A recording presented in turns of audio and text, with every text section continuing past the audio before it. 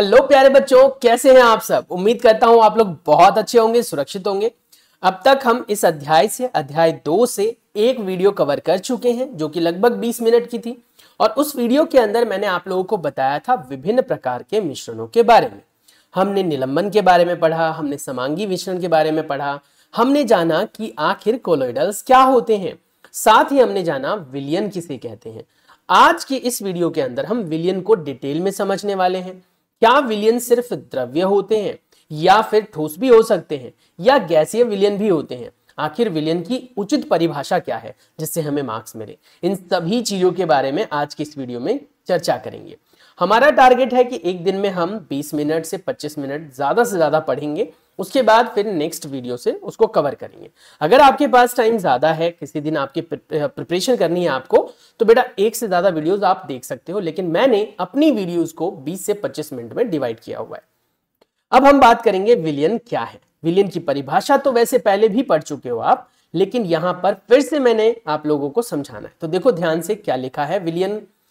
विलयन दो या दो से अधिक पदार्थों का समांगी मिश्रण है। यानी कि दो या दो से ज्यादा पदार्थ जब आपस में मिल जाते हैं, मिक्स हो जाते हैं, तो उससे विलयन बनता है और वो समांगी है। अब कहोगे सर समांगी क्या होता है। समांगी का मतलब होता है एक जैसा, ऊपर से नीचे तक पूरी तरीके से। जैसे एक ग्लास मैंने आपको नींबू पानी बना कर दिया, उसके ऊपर से एक चम्मच आपको पिलाया और फिर लास्ट में जो बच गया उसमें से एक चम्मच आपको दिया। आप देखोगे ऊपर का एक चम्मच और नीचे के एक चम्मच का स्वाद एक जैसा है, यानी इसे हम क्या कहेंगे, इसे हम कहेंगे समांगी मिश्रण। यानी एक जैसा मिश्रण ऊपर से नीचे तक पूरी तरीके से मिक्स हो जाना, जिसको आप आसानी से आइडेंटिफाई ना कर सके कि आखिर उसमें क्या क्या चीजें मिलाई गई है, इसे हम क्या कहते हैं, समांगी मिश्रण। समांगी मिश्रण कई तरीके के हैं जो आपके आसपास में देखने के लिए मिलते हैं, तो चलिए उसे भी पढ़ते हैं हम। अब यहाँ क्या लिखा है वो एक बार पढ़ लेते हैं। देखो क्या मेंशन किया हुआ है। आप प्रतिदिन बहुत प्रकार के विलयनों को देखते होंगे। बात तो सही है, आप बहुत सारे विलयनों को देखते भी हैं और उसका प्रयोग भी करते हैं। नींबू जल, सोडा जल आदि भी अपने आप में विलयन के उदाहरण हैं। प्रायः हम एक विलयन को ऐसे तरल पदार्थ के रूप में विचार करते हैं। यानी एक विलयन दिमाग में आते ही आपके दिमाग में क्या चलेगा कि एक ऐसा पदार्थ जिसमें ठोस भी हो, द्रव्य भी हो, गैस भी हो, और प्रकृति में ठोस विलयन भी पाए जाते हैं, गैसियस विलयन भी पाए जाते हैं।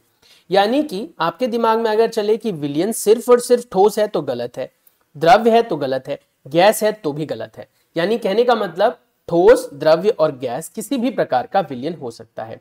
विलयन के अंदर दो पदार्थ पाए जाते हैं मुख्य रूप से बेटा, और विलयन को इंग्लिश में हम सॉल्यूशन कहते हैं। ये याद रखना, क्या कहेंगे, सॉल्यूशन कहेंगे। विलयन का मतलब क्या होता है, सॉल्यूशन। सॉल्यूशन में दो चीजें मिली हुई होती हैं, एक कम मात्रा में होती है और एक ज्यादा मात्रा में होती है। एक जो कम मात्रा में होती है उसे हम विलय बोलते हैं। क्या बोलते हैं, विलय बोलते हैं। जो ज्यादा मात्रा में होते हैं उसे हम क्या बोलते हैं, विलायक बोलते हैं, जो अपने अंदर घोल रहा होता है। जैसे मोटा मोटा एक एग्जांपल देता हूं, पानी में मैंने चीनी को मिलाया, ये अपने आप में एक विलयन है। तो पानी अपने आप में विलायक हुआ और चीनी अपने आप में विलय हुआ। विलय को इंग्लिश में सॉल्यूट कहते हैं और विलायक को इंग्लिश में सॉल्वेंट कहते हैं। और ये याद रखना दोस्तों, सॉल्यूट जो होता है वो स्मॉल इन क्वांटिटी होता है, कम मात्रा में होता है, और जो सॉल्वेंट होता है वो लार्ज इन क्वांटिटी होता है, यानी ज्यादा मात्रा में होता है। तो जो कम मात्रा में है वो आपका सॉल्यूट है, जो ज्यादा मात्रा में है वो आपका सॉल्वेंट है। तो मिश्र धातु जो हमारा ठोसीय विलयन है उसे हम मिश्र धातु बोल देते हैं। जो गैसीय विलयन है उसका उदाहरण वायु है हमारे पास। तो कहता है कि एक ऐसा विलयन जिसमें कणों में समांगिकता हो उसे हम विलयन कह सकते हैं। समांगिकता का मतलब हो गया कि पूरी तरीके से ऐसे मिक्स हो जाए कि मिक्स होने के बाद वो एक जैसा ऊपर से नीचे तक दिखे या स्वाद दे। उदाहरण के लिए नींबू जल का सदैव स्वाद एक समान रहता है, चाहे ऊपर से नींबू जल पिया जाए नीचे से। चाहे चाय की बात करो तो भी वो एक समांगिक मिश्रण है। यानी पूरी तरीके से ऐसी मिक्सचर तैयार हो जाती है कि अगर आप चाय पीते हैं तो पहला सिप जब पीते हैं तो भी उतना ही मीठा वैसा ही स्वाद लगता है, और आखिरी सिप जब पी रहे होते हैं तब भी उतना ही मीठा और वैसा ही स्वाद लगता है। यह दर्शाता है कि विलयन में चीनी, नमक के कण समान रूप से वितरित हैं। तो चलिए अब हम जानते हैं मिश्र धातुओं के बारे में। मिश्र धातु क्या होता है।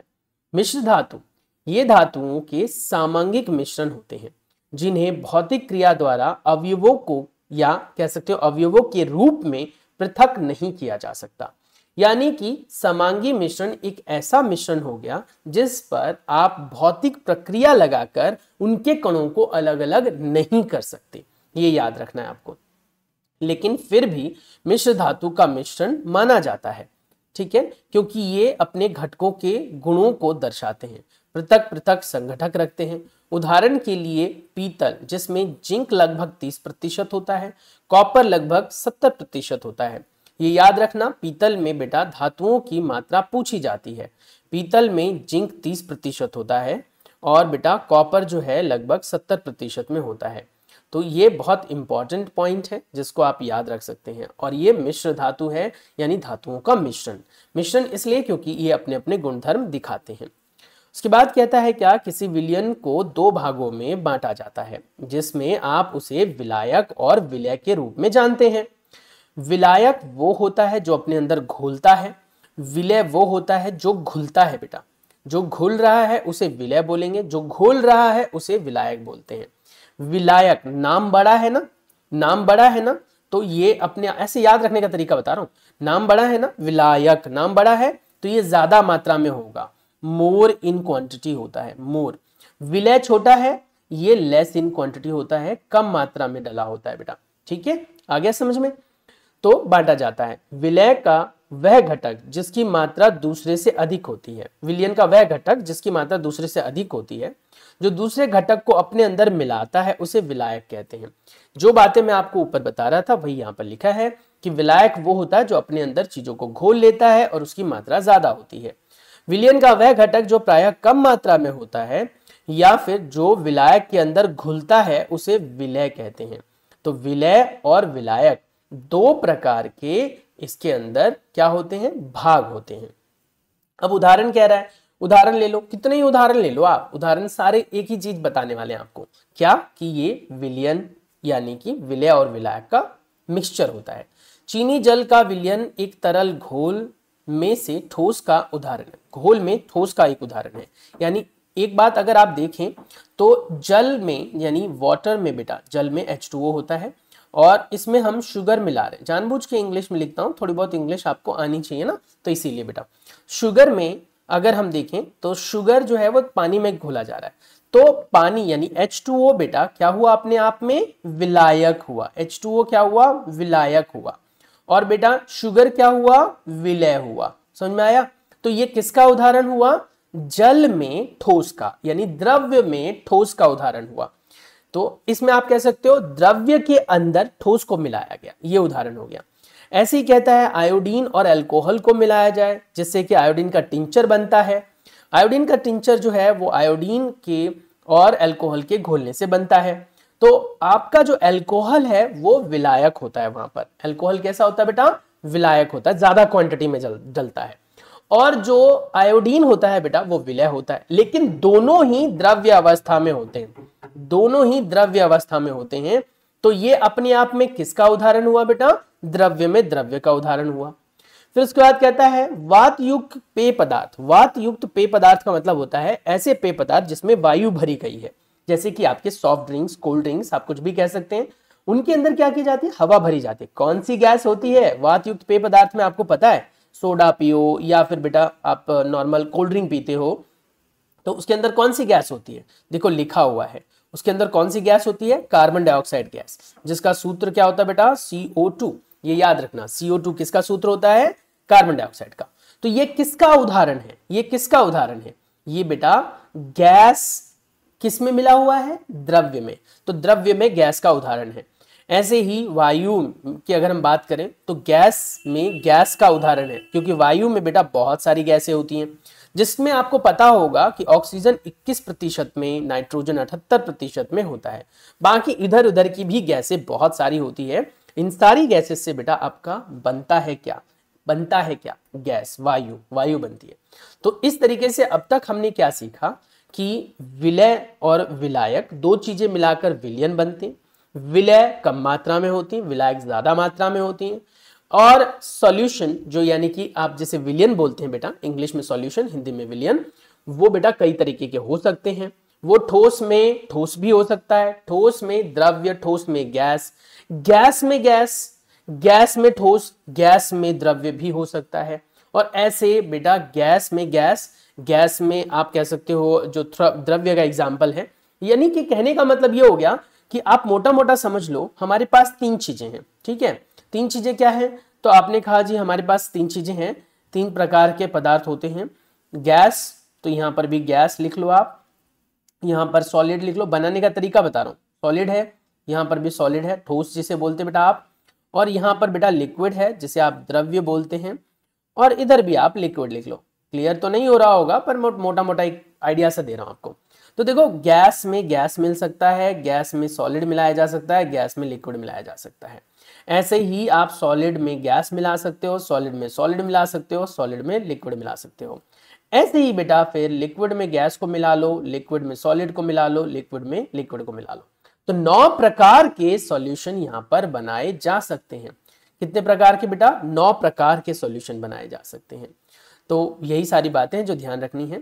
तो वायु जो है वो विलायक कहा जाता है क्योंकि वायु अपने अंदर घोलता है। वायु में दूसरी गैसें बहुत कम मात्रा में उपलब्ध होती हैं। नाउ विलयन के गुणधर्म बहुत जरूरी हैं, यही पेपर में पूछे जाते हैं बेटा। सबसे पहला, विलयन क्या है? विलयन क्या है? विलयन एक समांगी मिश्रण है। क्या है बेटा विलयन?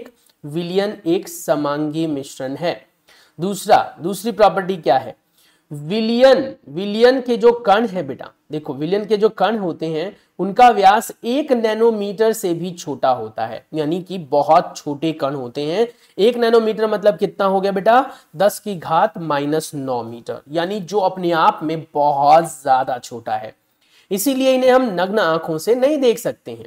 उसके बाद कहता है नेक्स्ट पॉइंट कि ये जो नेक्स्ट पॉइंट है वो क्या कह रहा है? ये अपने छोटे आकार के कारण, किसके कारण बेटा? अपने छोटे आकार के कारण विलय के कण गुजर रही प्रकाश की किरण को फैलाते नहीं और इस प्रकार से वो मार्ग को दिखाते नहीं।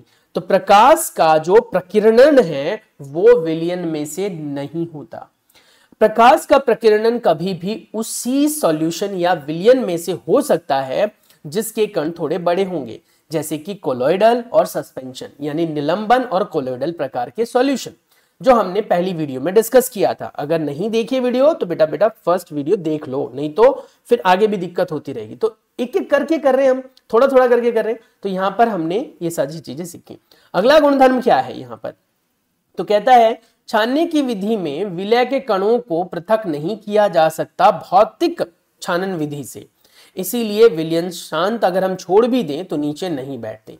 ये सारी प्रॉपर्टीज हैं, ये सारे गुणधर्म है बेटा जिनको आप याद करेंगे, और याद करना बहुत जरूरी है क्योंकि अगर आप ये याद नहीं करोगे तो नंबर नहीं आएंगे, ऑब्वियस सी बात है। अब आता है विलयन की सांद्रता, यानी विलयन की ताकत, स्ट्रेंथ जिसे आप कह सकते हैं बेटा, कि विलयन की सांद्रता क्या होती है।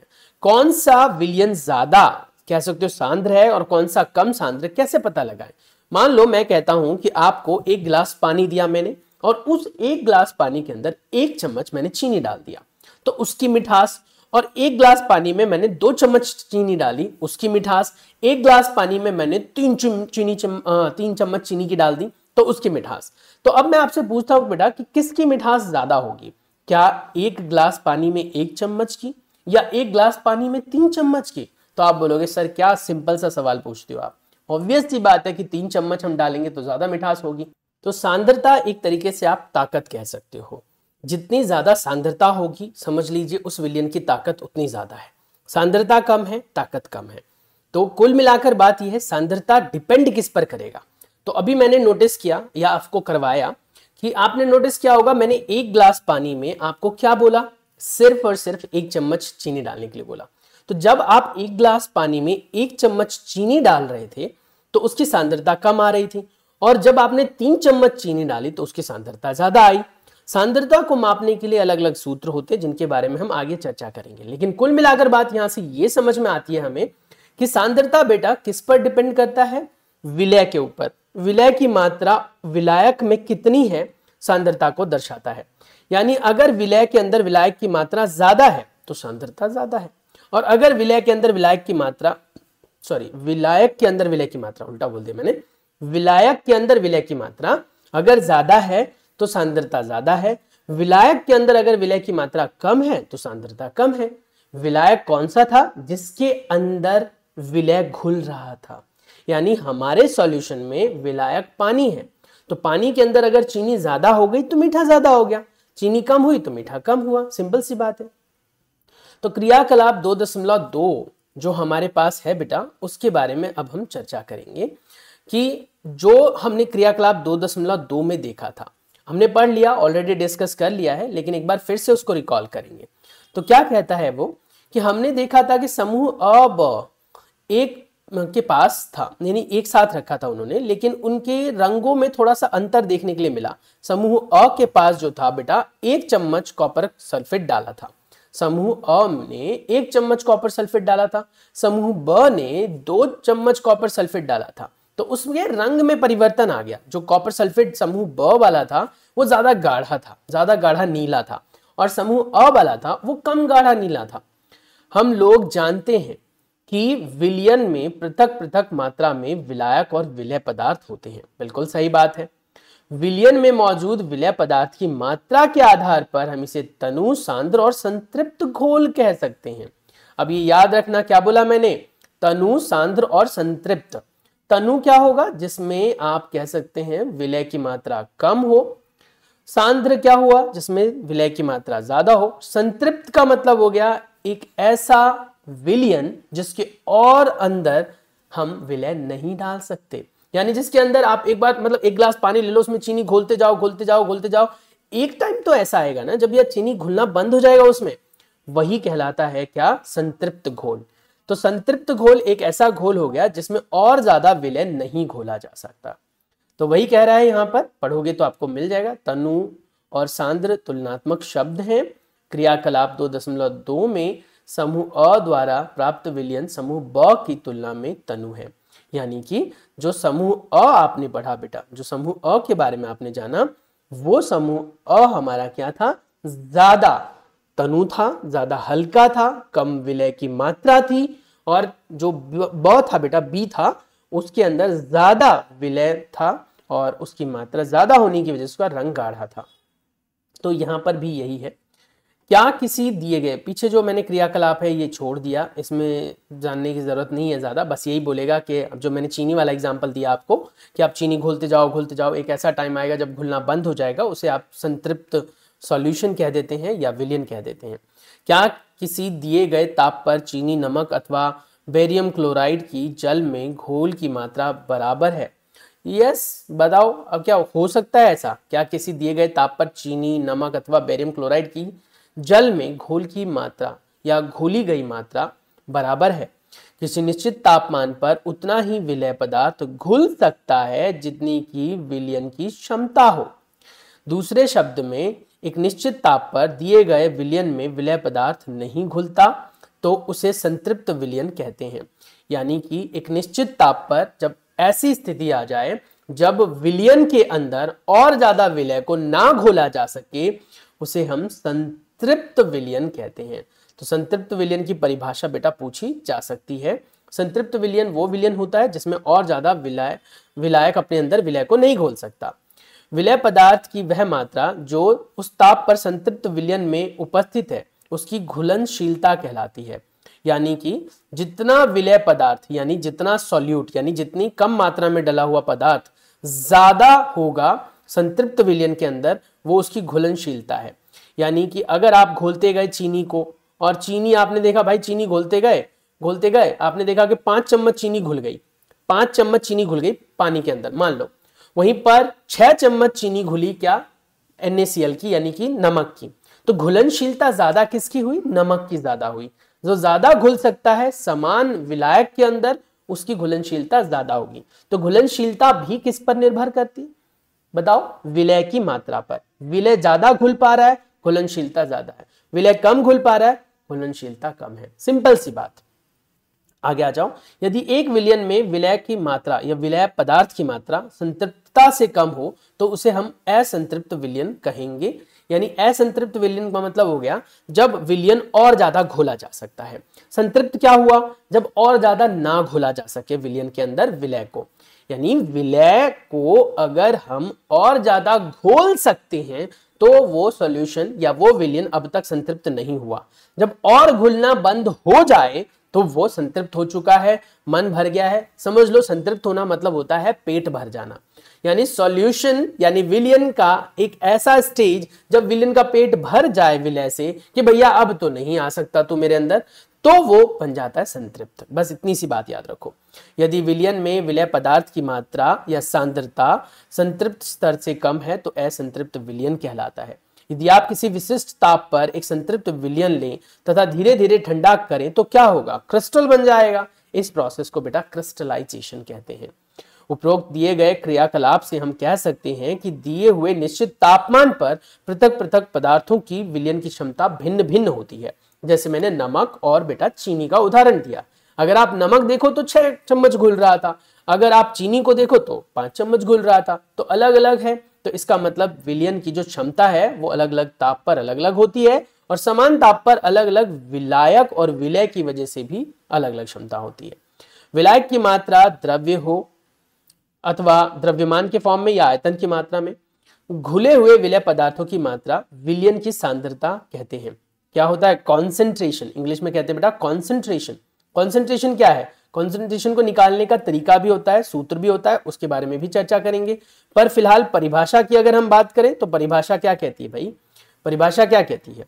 तो कहता है क्या, विलायक के अंदर, ध्यान से पढ़ना क्या मेंशन्ड है, विलायक के अंदर, एक मिनट, हाँ, विलायक की मात्रा, क्या बोला मैंने? विलायक की मात्रा द्रव्यमान में अथवा आयतन में घुले हुए विलय पदार्थ की मात्रा को विलयन की सांद्रता कहते हैं।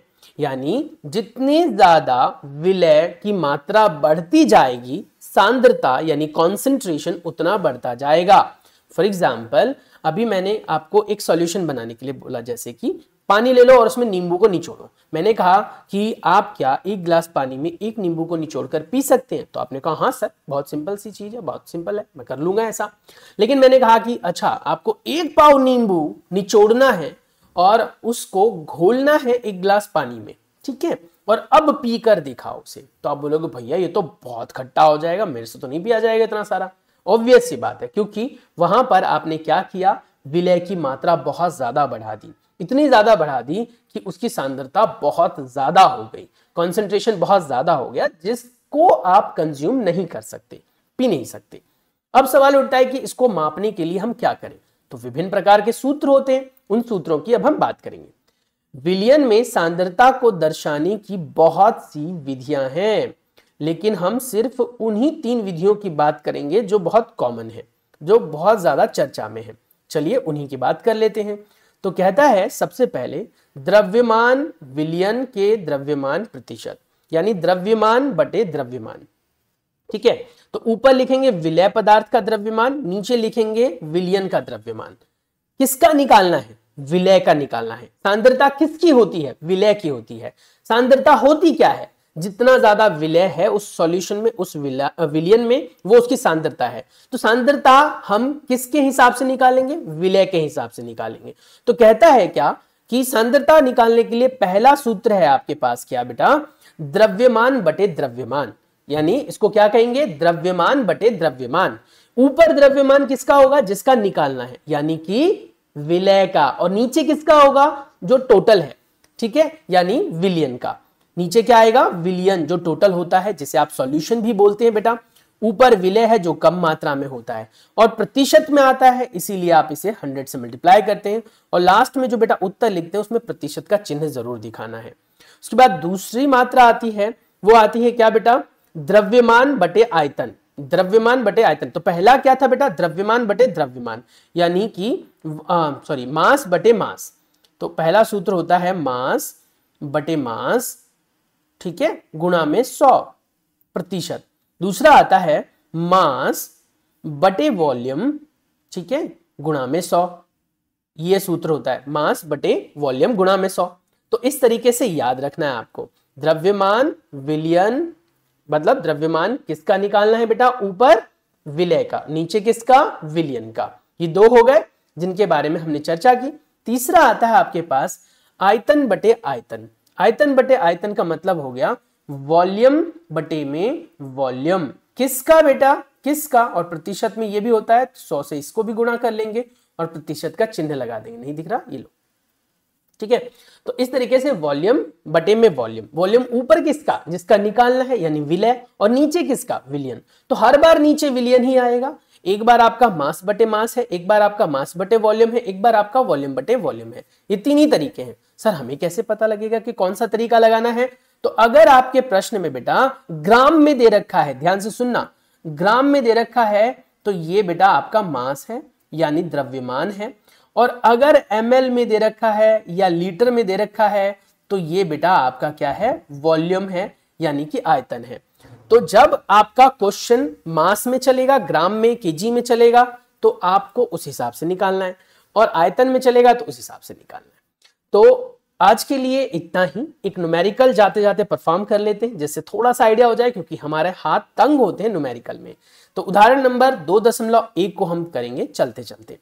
उदाहरण 2.1, एक विलियन के 320 ग्राम विलायक जल में 40 ग्राम साधारण नमक के मिलाने से बनता है।